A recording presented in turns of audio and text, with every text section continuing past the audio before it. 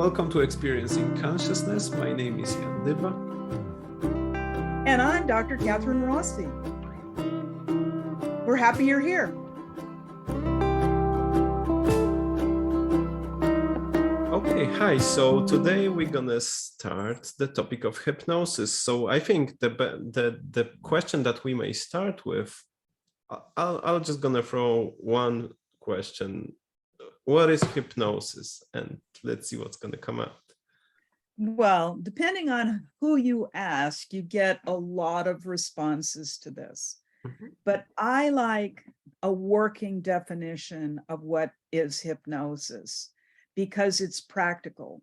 And a lot of what we're trying to help therapists to orient themselves in a way to be able to feel more comfortable and improve their skills. So to me, the definition of hypnosis is focused attention and expectancy.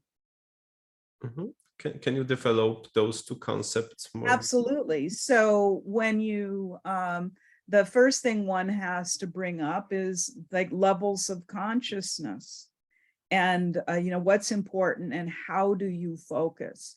So when a person comes in and they have a difficulty that they're trying to resolve, if they could have done that by just having their linear mind, their logical mind, take them from beginning to end on a problem and say, et voila, it's solved, then we wouldn't need psychotherapy. And part of psychotherapy is that people naturally go into trance. So if you can capture that level of consciousness that's coming up in a hypnotic state and cause, encourage a focus on that there is every opportunity to get something done. And the expectancy part, I think, is really interesting, is that when you expect, for instance, something to happen, or you expect that there would maybe be a solution to your problem or a direction to your problem, so that it creates an open-mindedness. That's really what expectancy is. It's I put it in the category of, well, why not? Why not have that something is going to come to my mind and to my being that moves me closer towards the place of peace. And so for me, that's what focused attention and expectancy is. Does that make sense? So let me check. Okay. So the expectancy is actually the expectancy that something new, something different is gonna happen, that this is a different state where more possibilities come into play. Do I understand that correctly? And focused attention means that is focused on something important, or because that's particular focus of attention, right? It's right. Well, and the focus of attention in hypnosis, really has to do with what is the orientation. And that I'm biased, I'll tell you that right now. I think you already know, is that I think that when you go into doing internal work, a lot of the external world just fades. It isn't important for now. And the external world is what people expect you to do. It's where, you're trying to toe the line about something or another. But in your internal world, there can be this freedom where it's in this rare place where it's just about you. And it's about what's emerging in you. And so with the orientation of the internal orientation of hypnosis is what I subscribe to. And when you go to that place, there's different levels of consciousness there. And to make it simple, that Milton Erickson, the modern day father of therapeutic hypnosis, would call it the conscious unconscious split.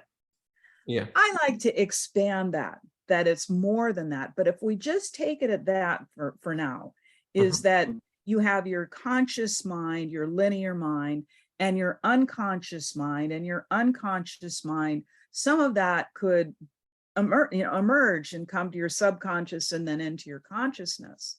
And so when these lines are blurred a little bit, that you respond differently when you're inviting your unconscious mind or, other consciousnesses that are not, linear reality. And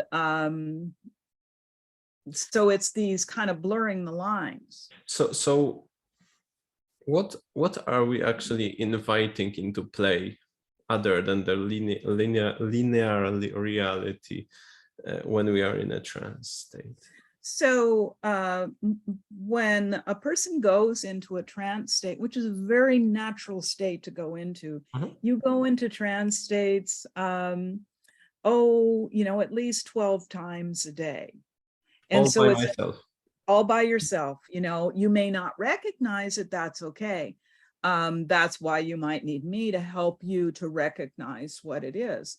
So when you go into that trance state, you can also welcome what is it that's emerging.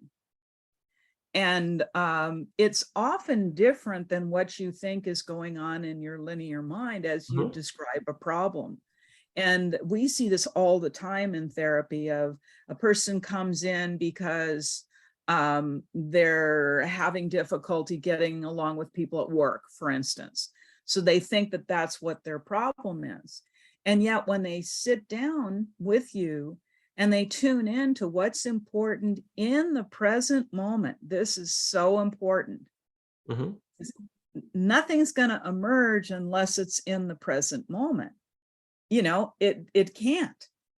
Yeah. And so when a person tunes into what is it that's really important to me right now, generally speaking, the first thing that comes up is, I don't know. It's like a mystery. I don't know.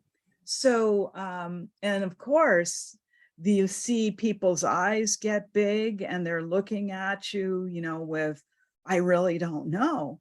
And they need to be reassured. It's like, oh, that's the best place to be right now. That's really good. You really don't know, do you? Now, this doesn't sound like typical psychotherapy, does it? No, it doesn't. However, when you say about that, I'm going back to Erickson's ideas, and he said, or they said, because they were talking about that with Dr. Rossi, that hypnosis helps you to momentarily suspend something that they called the habitual mental frame. Yes. Isn't it just that process that you are describing, that someone doesn't know or something, so it means that something is expanding, something new, and the habitual mental framework through which they process the information is actually temporarily suspended? Yes, it very, very well put, excellently put. And so when that happens, there's an opportunity for something new that didn't exist before, a new way of experiencing, a new a view of whatever it is that the problem is. All kinds of things. That's like the blurring the lines part that I was telling you about. So when you reach the I don't know, you are literally welcoming the new to come in. And I'm not saying it's comfortable, and some people are much more uncomfortable with the I don't knows than others. Yeah. And some therapists just cannot cope with I don't know, because we're taught when we're in school, well, you're the doctor, you're the therapist, you should know. And it's like, no, I shouldn't. I help my client find out. But do I know what's exactly right for that client? You know, maybe, but I'm not going to chance that because I want to pull it out of them. So, so with appreciating the I don't know, which is another thing that's going to bring the person right into the present moment. And so instead of waxing nostalgic at the past or being anxious about the future, when the client is in the present moment, oh, you've already pushed a lot of things to the side that can come back later. For instance, deep sadnesses and things and deep anxieties, is that because they're engaged with, wow, I'm in this instance, wow, I really don't know. They're really engaged in it. And that focuses attention like nothing else. And their limitations are like suspended or weak. Right. And then, of course, in helping people to understand, this is a really natural state. And in this, I don't know if someone's anxious about it, it's that, this state it's always going to be time limited because that's how we are. It doesn't last forever. So just, have the courage to just stay with that right now. And you just see what comes up next. And what will happen is exactly what you're doing now, is your movements get a little bit slower. The eyes defocus a little bit, and which is beautiful. See, the thing is, Jan, it's natural. And so when, and sometimes eyes even close. Now, I don't tell people to close their eyes. They're going to close if they close, when they are ready. If they open. But, in tuning into exactly what it is that's emerging in you. And even if that is a place where there's words, that's okay. If there's a place there's no words, that's okay. If there's images or no images, that's okay. Sometimes there's absolutely nothing. And what a treat to go into a place of no mind, for a little bit. In other words, there's nothing that isn't going to be good that comes up, that, it's can be startling. And then it could be that if a person is in the place where they have a trauma that they really need to face, that their internal world knows that in order to get to the other side of it, they really need to face it. And so sometimes then, the trauma will come up, but usually it's quiet. So you can watch a person and, their eyes are, closing. Sometimes you can see the eye movement going on. And sometimes there's a tear that's coming out, where they're experiencing something that is really strong. And, and this is incredibly beautiful because it's coming from the client themselves. So the nice part and also the difficult part about talking about hypnosis is it's not linear.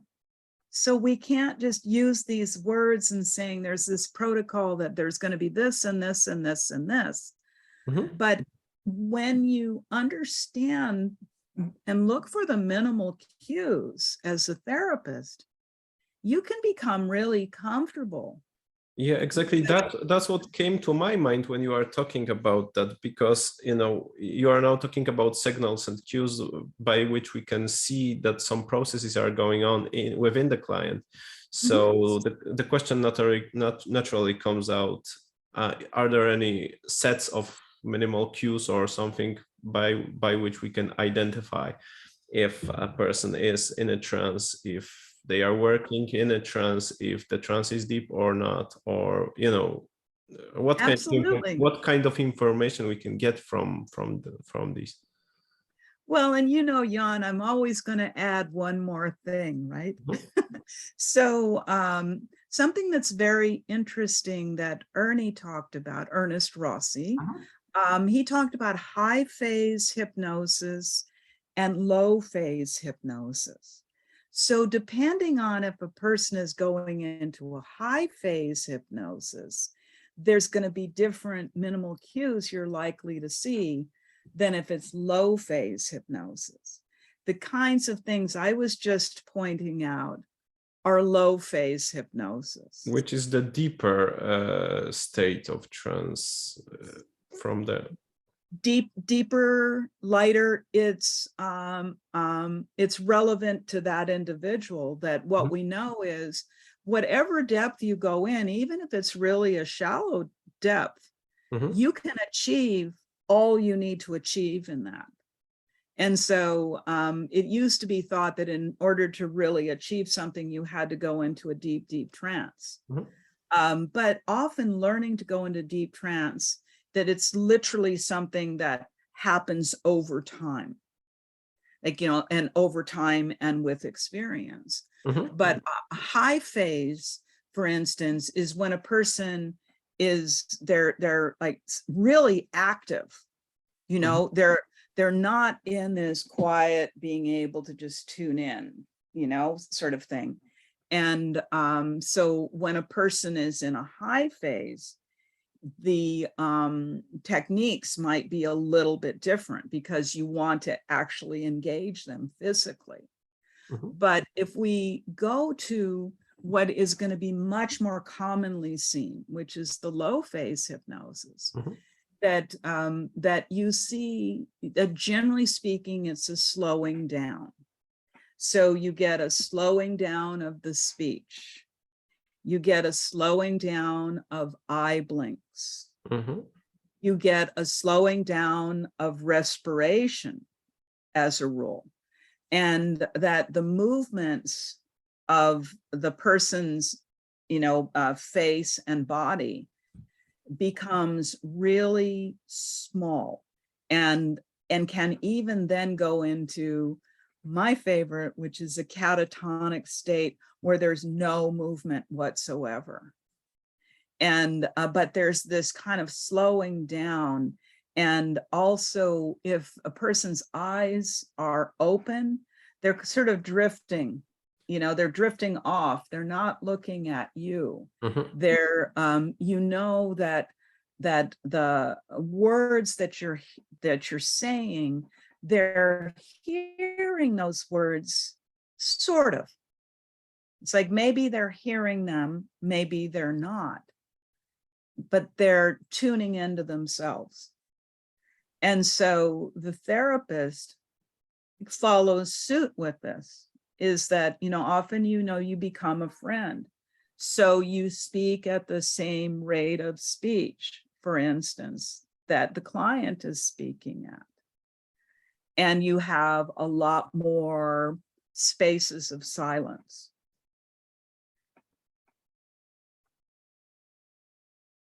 So that I do so well when a person is in trance, where I point out the minimal cues. But I think that for a working definition, it's a slowing down. Hypnosis is a slowing down. Yeah, it's a slowing down. And again, it makes sense. And focusing on the important parts of the experience. Of what's coming up. Okay, so in this regard, can you comment a bit on the quote? It will not be the exact quote, but there was a quote. Milton H. Erickson said that in one of the recordings from titled "In the Room with Milton H. Erickson." He said, I believe that they were from Jane Parsons Fine. And he said to a student something like, hypnosis itself doesn't do anything, but it gives you a favorable climate in which to work.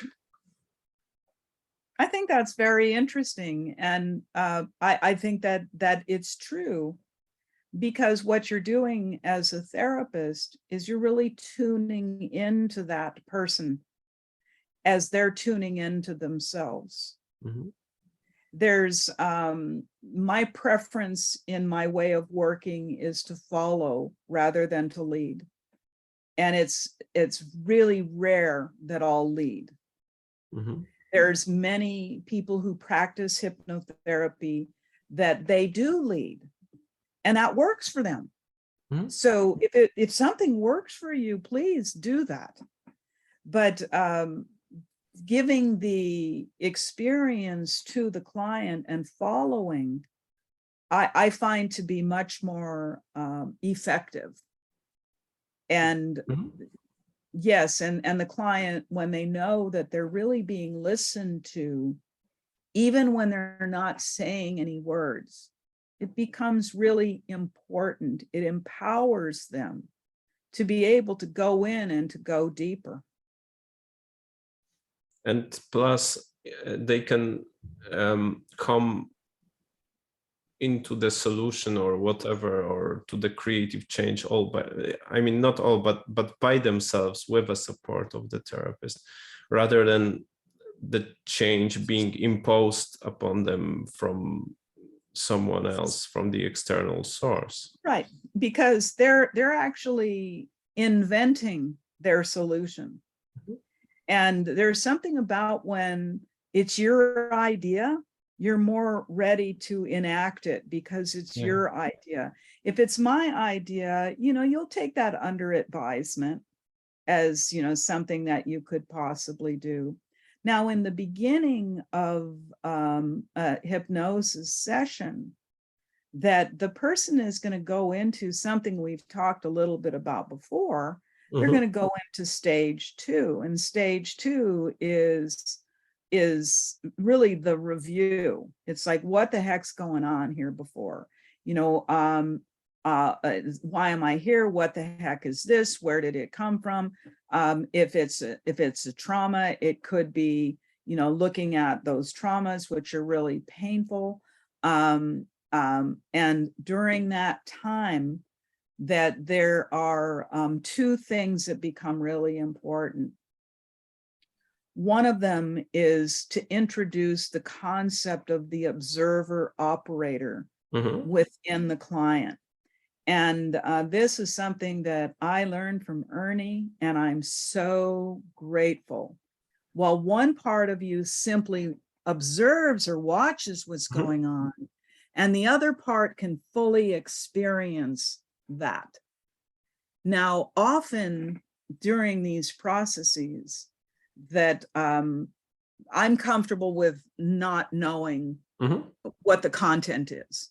But if you want to know what the content is, you can simply say, can you say a word or two or a sentence or two, not too much, just to help me so I can help you further. Mm-hmm. Because you don't want to pull them out of trance where they, then begin to tell a story that they've told many times before. But a word or two or a sentence or two. And when they're in trance, you better, get close, because they're going to speak really quietly and slowly, and they might slur their words together because they're in a different state of consciousness. Yeah. But what they need at that time is always the same: the courage to continue. And so, offering something like that. And often it's as simple as, that's right, the courage to go with just that. And if they start to look kind of alarmed, then you time bind it to say, maybe just for 1 minute. And then, well, nobody wears watches anymore, but, here I am pointing at my wrist. Then you literally— I'm wearing one. Yes. So but you literally time it because you want to be honest. And so if it's a minute, then you can say, you know, 1 minute has passed. And if you want to continue for another minute, will your head nod, or will you give me another signal that you want to continue for another minute? So there's ways of making this kind of communication. Communicating with the unconscious or conscious mind by that? At that particular point, it's a combination because the lines are blurred. And that's the thing that is enchanting, but it's also difficult to understand because we want to understand it from an intellectual point of view. And that may never happen. They come out of a hypnosis session and they may not want to talk at all or tell you what was the pivotal points or this sort of thing. But the simplicity is what I'm trying to communicate here. So when you think of hypnosis as focused attention and expectancy, and then you as the therapist, you're expecting, well, surely this person, you know, is going to come up with something new for themselves. So you have this expectancy. And inevitably, something does come up. So, you know, in trying to appreciate the, you know, really the basics of hypnosis, I don't want to go too far afield in it. I want to give the flavor of it, which, you know, then, and if the therapist is feeling really comfortable and they have their own focused attention and expectancy, and then simply the therapist is the observer, is observing this particular client, and you can tell when somebody's in distress and when someone isn't. And to be able to kind of continue on with that. And then you see a shift in hypnosis. And the shift, my favorite one, is there the person is, and they might have a frown on their face. Like, you know, they're in stage 2 and there's just a decided frown on their face. And then all of a sudden the face becomes neutral, you know, the lips become neutral. They're not frowning. It's like, yeah, they might be headed to a place where something is coming up that is meaningful and valuable to them.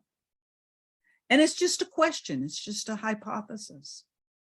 And then sometimes the mouth will downturn again, and then maybe it'll go into a slight smile.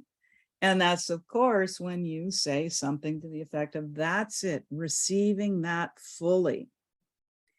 So again, you always promote openness and acceptance of whatever is coming.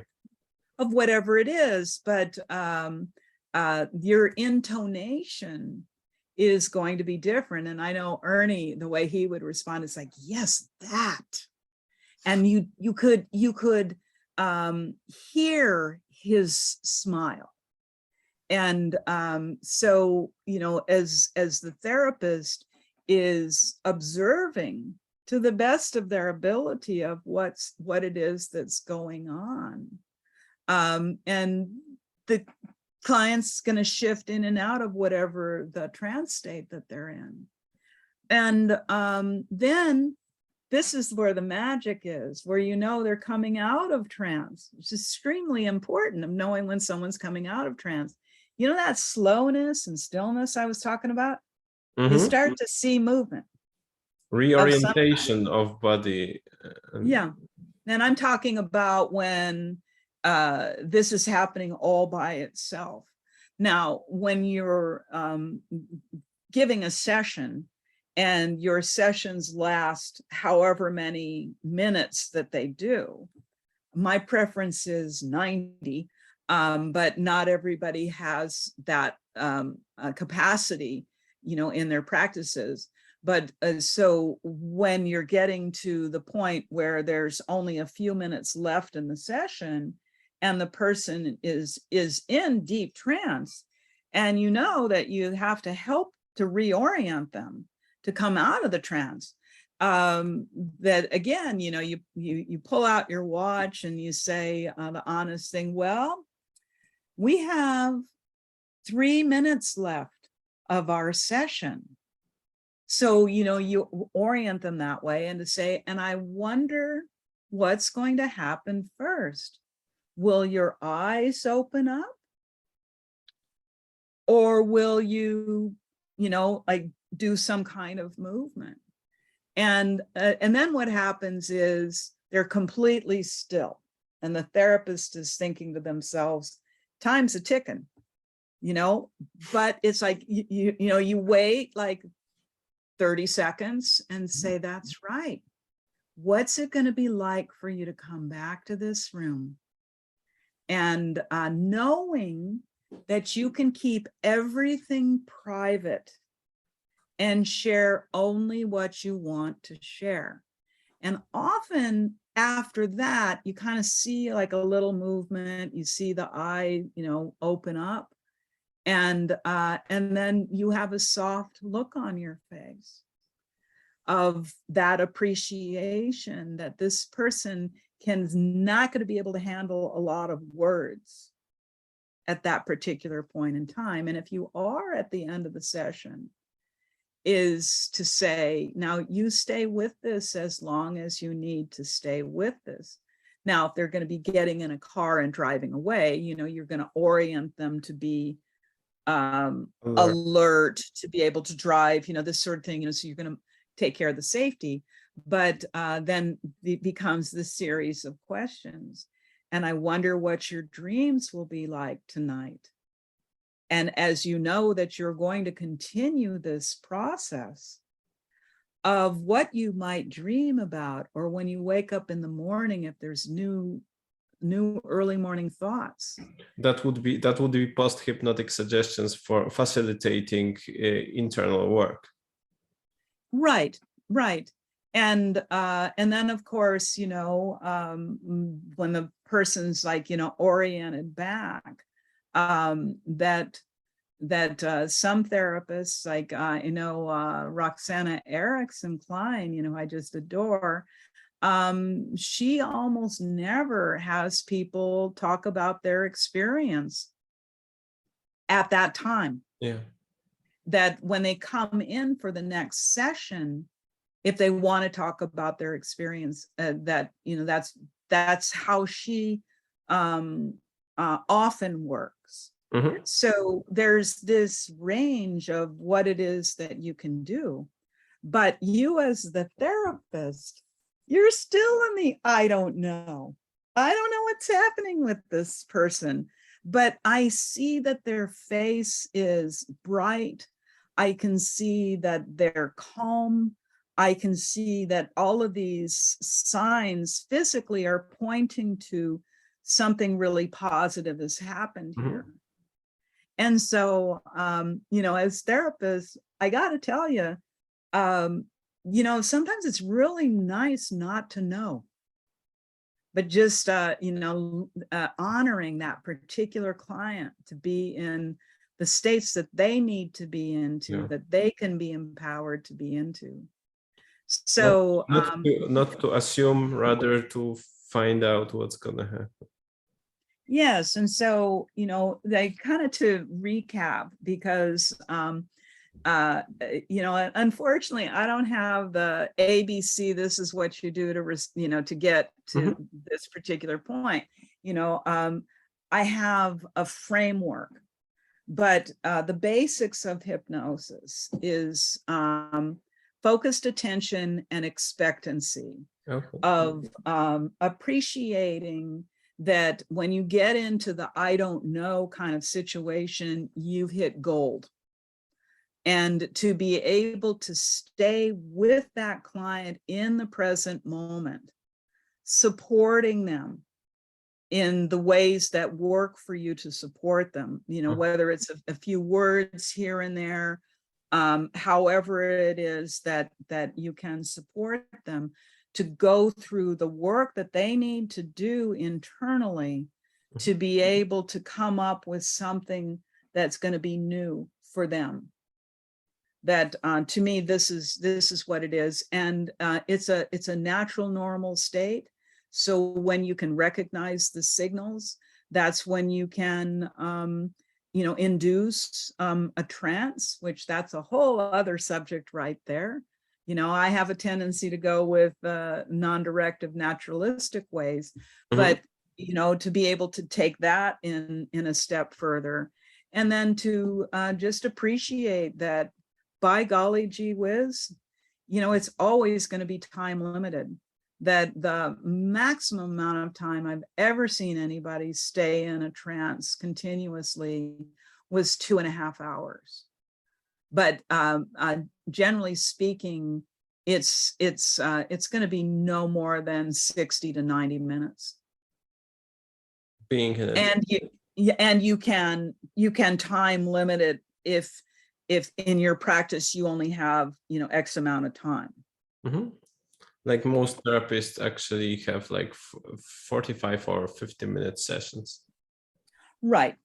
So that's a whole other topic that we could talk about of how you can do these things in when you have that kind of session. Like for me, I always work in double sessions because I love it and that's what works for me. But I have ways of taking these concepts and to be able to work them into the shorter sessions. Would that be something you'd be interested in? That would be a cool topic for another podcast. Exactly. Yeah, exactly. So I think we're going to start with that next time. Okay, we can do that. So thank you for another great conversation. And it's always a joy, Jan. Same here. So thank you very much. Until next time. Absolutely. This was another episode of our Experiencing Consciousness podcast. Thank you for being with us. Thank you, Jan. You're the best. Be well, be happy, celebrate life.